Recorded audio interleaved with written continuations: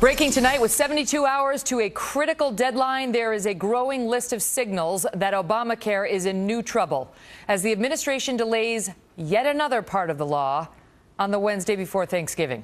Welcome to the Kelly File, everyone. I'm Megyn Kelly. We are now just 3 days away from the Obama administration's self-imposed deadline to fix the website millions need to use in the next 2 weeks, or they might not have insurance come January 1st. Many of those folks had insurance before this law, but it was canceled as a result of it.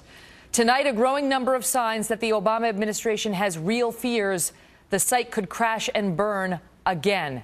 It went out for an hour just on Monday.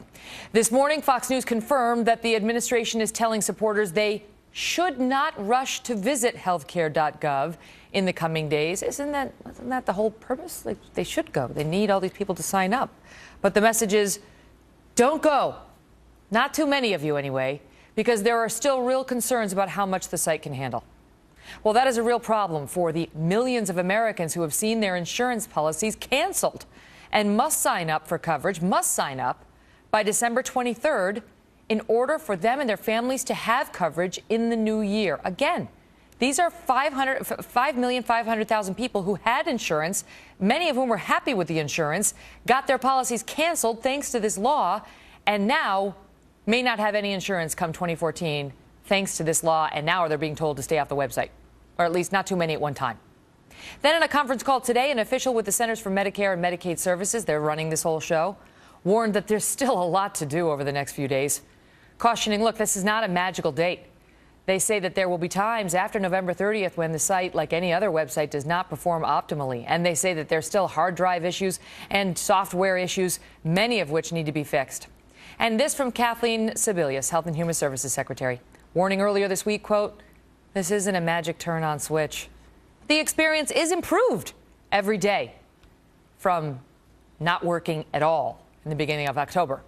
The president, being optimistic, he today encouraged people who back the law to talk up the advantages of health care over the Thanksgiving holiday, asking them to try to convince their relatives to go enroll. Although if anyone needs help with their insurance and the enrolling while the turkey is roasting, don't bother to call the call center because it will be closed tomorrow. You can't make this stuff up. But the biggest news of all tonight came just hours ago when the administration announced that millions of American workers will now be blocked from using the website altogether, told they cannot, should not, and will not be permitted to use the online healthcare.gov option until November of next year. By the way, it'll be after those midterm elections. Mark Thiessen is a fellow at the American Enterprise Institute and a former speechwriter for President George W. Bush. And, you know, it's usually no accident when they release news like this late in the day, on the day before Thanksgiving, when people are paying attention to other things. But you just go through that laundry list, Mark, and the last one, I mean, it was just the first, it's like, oh my, but the last one about delaying the ability of small businesses to get on healthcare.gov for a year may have a real impact. And the inability of this website, from all signals, to work as it was meant to work on November 30th is going to have a real effect, too. Yeah, no, I think they're going to be talking about Obamacare around the Thanksgiving dinner table, but it's not going to be quite the conversation the president was hoping for. I mean, look, the fact that they haven't even relaunched it and they're already making excuses for it is a really troubling sign. And I mean, think about what they're saying. The day after tomorrow is Black Friday. If an online retailer, can you imagine an online retailer going out and saying, don't go to our website until on Black Friday, there's plenty of time until Christmas? Of course not. Well, for these 5.5 million Americans who are losing their health care at the end of the year, there's not plenty of time. They're about to lose their health insurance. They're about to lose their ability to go to their doctor and have it paid for. Yeah. This is a humanitarian crisis for these people. And they've been trying to get on the website. They intentionally drove these people out of their health insurance. This was the plan from the beginning. They've been trying for 2 months to get on the website, and they can't do it. And now they say, don't worry, you have plenty of time. These people are panicking, and rightly so. Yeah, it was the plan, and Dr. Emanuel essentially admitted that the plan all along was basically to take all the people from the individual insurance market and move move them onto the federal health care exchanges. But now they can't get onto the federal health care exchanges, and the website doesn't work, and the call center is going to be closed. And by the way, they just had an outage on Monday, but you're supposed to talk it up on Thanksgiving and really sell it. Oh, but not too much, because we can't handle too much traffic yet.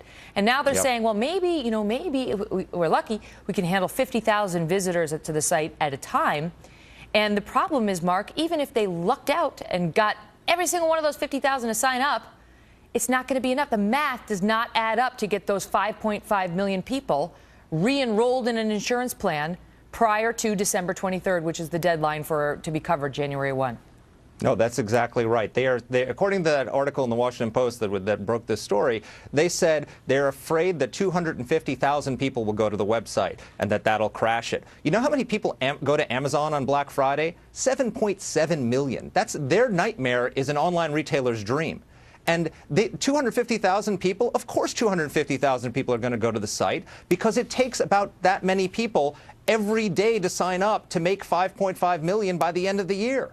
So if they don't sign up over 200 to 250,000 people every single day for 23 days, they are going to have millions of people without health insurance on January 1. Well, that's going to be a crisis that they can't have, that's going to blow back to them. But the good news is that now if you go on healthcare.gov, after, you can get through to the call center tomorrow, I guess Friday. You can't call them tomorrow. But if you get on and you can't actually enroll, they're going to put you in an online waiting room, Mark. You get to sit in an online waiting room now, where eventually somebody comes on, I guess, and says, hey, we'll send you an email when we think the website's going to be working better. I mean, do they even get the irony of that? I mean, if you need to go into an online waiting room to sign up for Obamacare, imagine what the waiting room is going to be like when you try to use Obamacare, if you can even get Obamacare.